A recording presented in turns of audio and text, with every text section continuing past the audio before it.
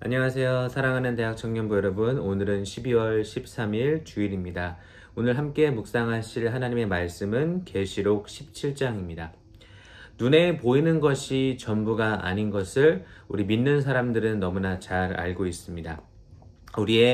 우리가 육체의 눈으로 볼 수 있는 육적인 세계가 있는 것처럼 세상 뒤에는 영의 눈으로만 볼 수 있는 영적인 세계가 있습니다. 사단은 그런데 우리를 계속해서 미혹하여서 눈에 보이는 것들만 집중하게 합니다. 하지만 하나님께서는 우리에게 끊임없이 영의 눈을 띄워주시길 원하고 세상 배후에 어둠의 세력들이 있다는 것을 그의 실체를 보기를 원하시는데요. 그래서 오늘 이 요한계시록 17장은 세상 권세 뒤에서 움직이는 악한 권세의 실체를 보여주는 내용이 17장과 그리고 다음 주에 묵상하실 18장에 기록이 되어 있습니다. 오늘 여러분들 바이블 타임 제목을 보시면 큰 음녀가 받을 심판이라고 되어 있는데 17장 1절 말씀을 보니까 또 7 대접을 가진 7 천사 중 하나가 와서 내게 말하여 이르되 이리로 오라. 많은 물 위에 앉은 큰 음녀가 받을 심판을 내게 보이리라.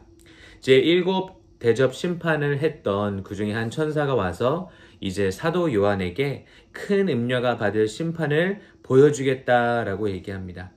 여기에 보면은 큰 음녀는 어디에 있습니까? 많은 물 위에 앉아 있다라고 합니다.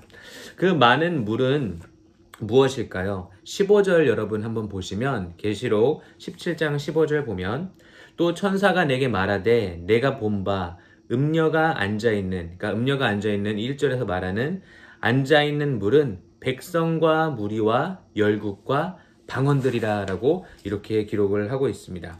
그리고 음녀는 누구입니까? 음녀는 18절에 나와 있는데요. 18절에 보니까 또 내가 본 그 여자는 땅의 왕들을 다스리는 큰 성이더라 합니다.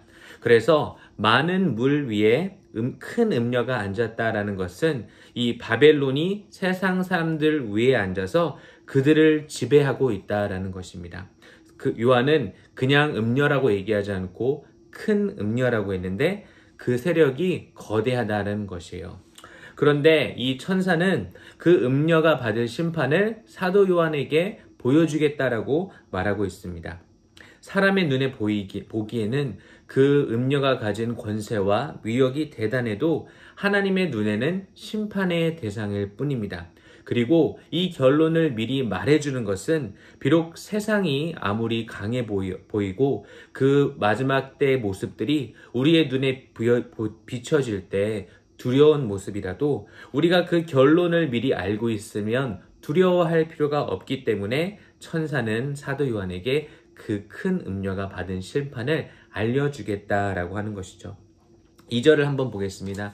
2절로 돌아가니까 땅의 임금들도 그와 더불어 음행하였고 땅에 사는 자들도 그 음행에 포도주에 취하였다 하고 특별히 성경에서 이 음녀는 거짓 종교와 거짓 예배를 가리킵니다. 그리고 또 성경에서 음행한다라는 얘기는요. 하나님과 사람과의 관계에서 사람이 하나님과의 관계에서 떠난 상태를 이야기합니다. 우리 인간은 하나님께 붙어 있을 때만 참 행복을 누릴 수 있는데 사람은 사탄의 가치관을 따라서 하나님을 떠나게 되죠. 이것을 영적으로 음행한다라고 얘기하는 것입니다. 그리고 그 음녀는 어떻게 하냐면 바로 그 음행의 포도주를 그 땅의 임금들에게 줍니다. 땅에 사는 자들에게 줍니다. 그러니까 세상에 이 보이는 것들로 그 바벨론, 거짓 종교, 거짓 예배, 그 음녀가 가진 권세로 땅에 있는 자들, 아직 하나님을 믿지 않는 사람들에게를 포도주로 취하게 하는 것이죠. 그런데 이 계시록 17장 4절에 보니까 그 음녀의 특징이 나와 있습니다. 그 여자는 자줏빛과 붉은 빛 옷을 입고 금과 보석과 진주로 꾸미고 손에 금잔을 가졌는데 가증한 물건과 그의 음행에 더러운 것들이 가득하더라. 자줏빛과 붉은 빛 옷은 그 로마 사회에서 부자나 권력자들만 입을 수 있었던 옷이었습니다. 하나님을 대적하는 음녀는 세상의 부와 권세를 가지고 있다라는 것을 설명하는 거예요. 그리고 금과 보석과 진주로 꾸미고 손에 금잔을 가졌는데 가증한 물건과 그의 음행이 더러운 것들이 가득하더라. 그래서 음녀는 아주 사치스럽고 좋은 것을 많이 가져서 그럴싸해 보이지만 가증한 물건 그리고 그의 음행에 더러운 것들이 그 금잔에 가득했다라는 것입니다. 그래서 사람들은 그 안에 있는 것이 세상을 따라가는 것이 가증한 일이고 더러운 일인지 몰라도 그 음녀가 가진 그런 화려한 것들 때문에 미혹당해서 타락하게 되어 있다는 것이죠. 그리고 그 음녀의 이마에는 5절에 보니까 그의 이마에 이름이 기록되어 있으니 비밀이라 큰 바벨론이라. 그래서 제가 이 음녀를 얘기할 때 계속해서 바벨론이라는 단어를 사용하는 것은 성경에 음녀를 바벨론이라고 기록을 했기 때문입니다. 땅의 음녀들과 가증한 것들의 어미라. 그래서 그의 이름이 비밀이라고 기록되어 있는데, 그러니까 이 바벨론이 행하는 이 모든 것들이 화려해 보이지만 그 안에는 더러운 것들이 가득해 있는 것을 사람들은 모르기 때문에 비밀이라는 것이야. 그것이 거짓된 것인지 알 수 없기 때문에 비밀이라는 것입니다. 그런데 보니까 6절에 또 내가 보매 이 여자가 성도들의 피와 예수의 증인들의 피에 취한지라. 자, 얼마나 악합니까? 이 음녀가 이들의 피에 취했다는 것은 바로 성도들을 죽이고 박해하는 것을 멈추지 않았다라는 것입니다. 참 취했는데 우리 성도 예수 믿는 사람들의 피에 취해 있다고 기록이 되어 있어요.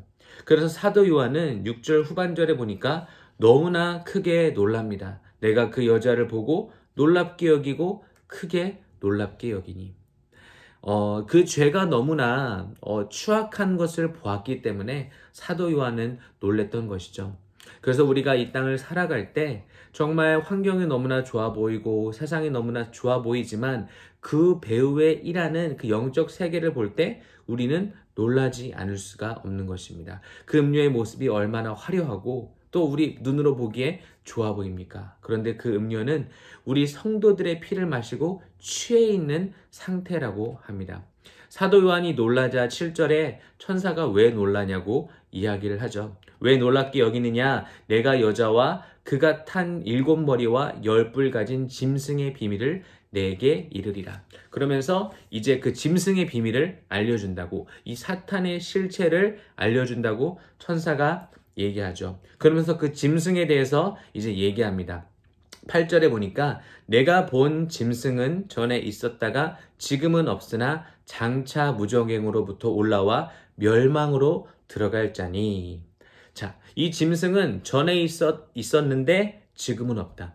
예수 그리스도를 모방하는 모습을 이 짐승, 그러니까 13장에 나오는 적그리스도가 바로 이 짐승입니다. 예수 그리스도를 모방하고 있어요.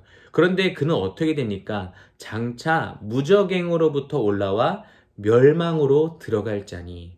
이 멸망으로 들어가는데 참으로 안타까운 일이 있습니다. 8절을 계속 보시면 땅에 사는 자들로서 창세 이후로 그 이름이 생명책에 기록되지 못한 자들이 이전에 있었다가 지금은 없으나 장차 나올 짐승을 보고 놀랍게 여기니라.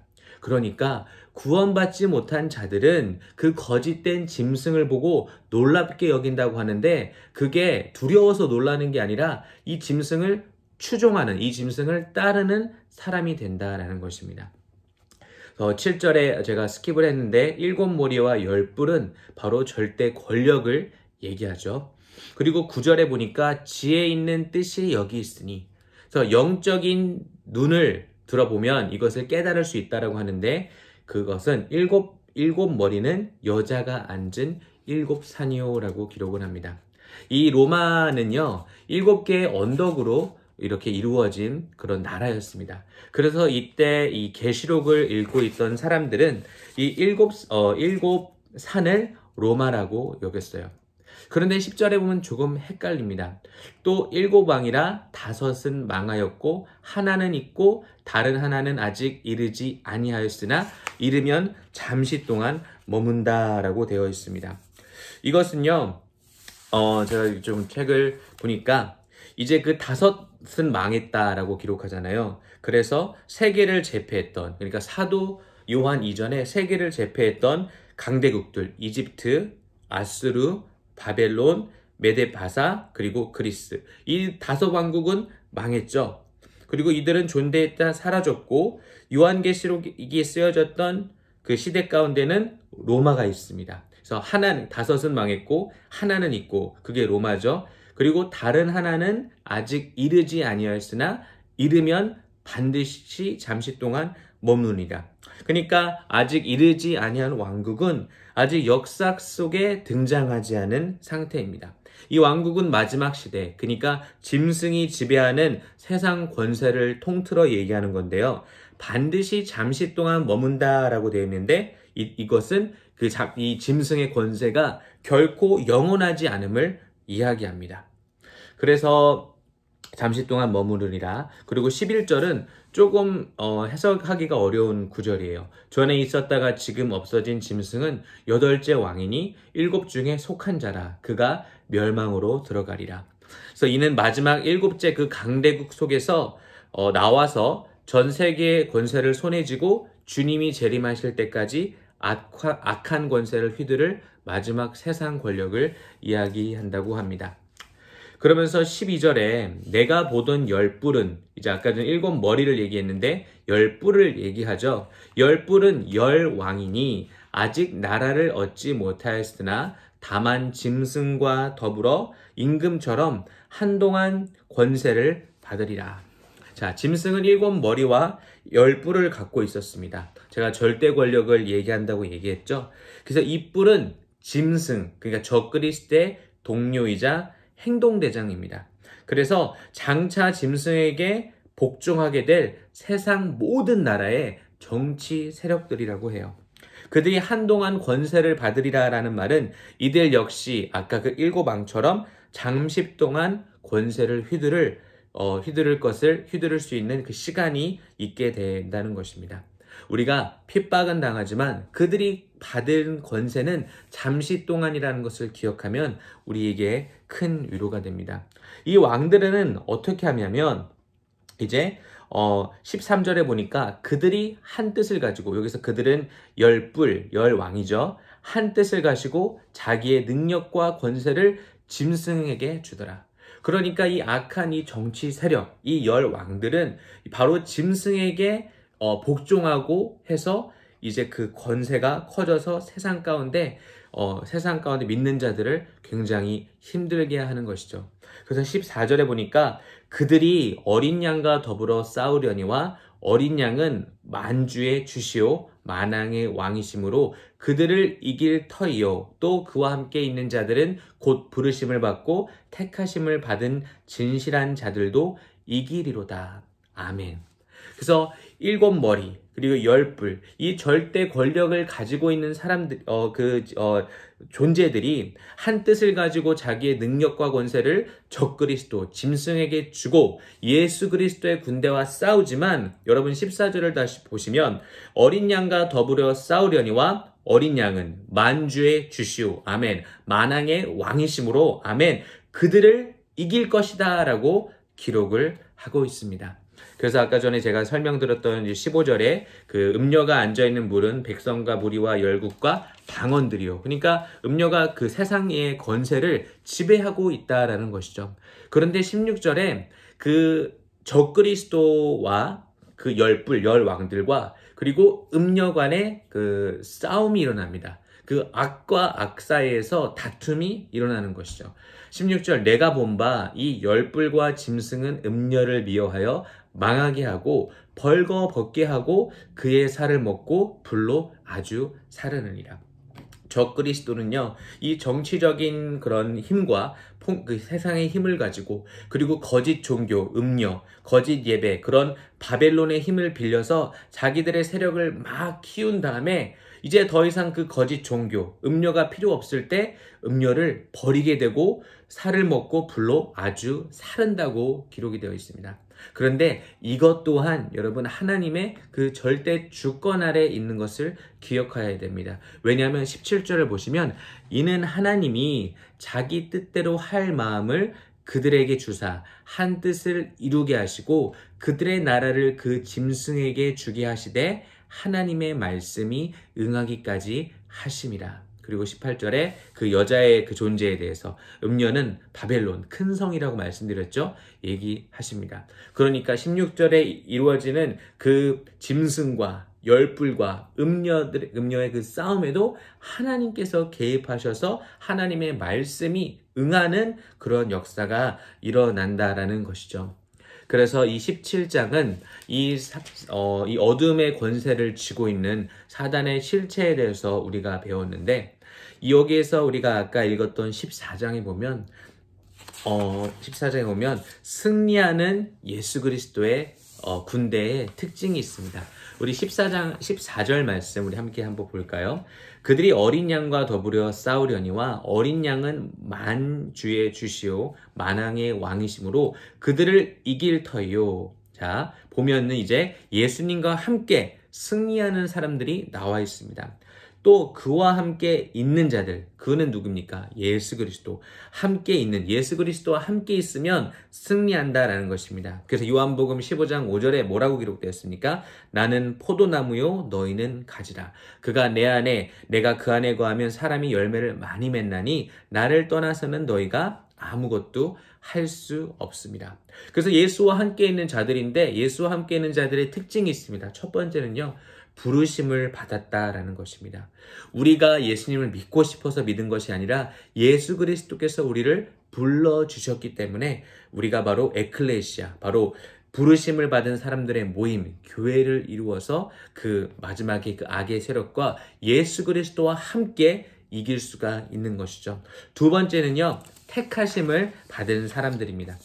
택함을 받았다라는 것은요, 더 이상 우리가 죄의 종로로 타지 않고 구원받았다라는 것이에요. 예수님의 보혈로 우리의 죄값이 치러졌다라는 것입니다. 우리는요, 예수님께서 불러주시고 택함을 받은 사람들입니다. 마지막으로 우리는 어떤 사람들입니까? 끝에 보면 14절 끝에 보면 진실한 자들도 이기리로다. 사랑하는 우리 대학 청년부 여러분, 성도는 진실한 자입니다. 아멘. 음녀와 짐승은 거짓과 위장으로 가득 찬 존재입니다. 그래서 우리가 이들과 맞서 싸우려면 진실해야 돼요. 그래서 거짓은요, 오직 진리의 말씀을 우리가 제대로 알 때만 우리가 격파할 수가 있습니다. 우리는 순전하고 마음에 거짓이 없어야 됩니다. 아무리 이 계시록에 기록된 이 재앙들과 그리고 그 짐승과 또 여기 나온 음녀가 가진 힘이 막강하다고 하더라도 17장 1절의 말씀처럼 큰 음녀가 받을 심판을 내게 보이리라. 결말을 알면요, 두렵지가 않습니다. 그리고 오늘 14절에 정확하게 얘기하고 있습니다. 우리 예수님은 만주해 주시고 만왕의 왕이심으로 그들을 이길 터이요. 또 예수님과 함께 있는 자들, 부르심을 받고 택하심을 받고 진실한 성도들은 승리한다라는 것입니다. 사랑하는 우리 대학 청년부 여러분, 이것을 기억하시고 요한계시록을 읽을 때 제가 계속해서 말씀드리지만 계시록은 두려워할 책이 아니라 예수 그리스도를 믿는 우리, 그리고 부르심을 받은 자들의 모임, 교회를 이룬 우리가 이 시대에 어떻게 살아야 하는지를 알려주는 책입니다. 그것을 기억하시고 오늘 한번 이 17장의 말씀을 보시고 다시 한번 불러주시고 우리를 택해주시고 그리고 진실하게 우리를 만들어주신 그 주님께 감사하며 두려워하지 않고 예수님의 강한 군대가 되어 승리하는 귀한 주일이 되시기를 바랍니다. 기도하겠습니다. 하나님 감사합니다. 계시록의 말씀을 보면서 우리가 참 계시록에 대해서 잘못 알고 있던 것들이 많았습니다. 우리는 승리합니다. 왜냐하면 우리는 예수님과 함께 있는 부르심을 받고 택함을 받은 진실한 성도이기 때문입니다. 세상 권세들가 아무리 우리를 흔들고 어렵게 하여도 승리는 이미 성도들에게 주신 것, 예수 그리스도를 통해서 우리에게 주신 것을 믿고 나아가는 귀한 우리 대학 청년들 될 수 있도록 도와주시옵소서. 거룩한 주일입니다. 오늘 특별히 3부 예배를 드리고 또 성경 퀴즈를 하는데 성경 퀴즈를 참석하는 자와 보는 자들이 말씀을 통해서 도전받을 수 있도록 도와주시옵소서. 감사드리며 예수님의 이름으로 간절히 기도합나이다. 아멘. 여러분 좋은 주일 되시기를 바랍니다.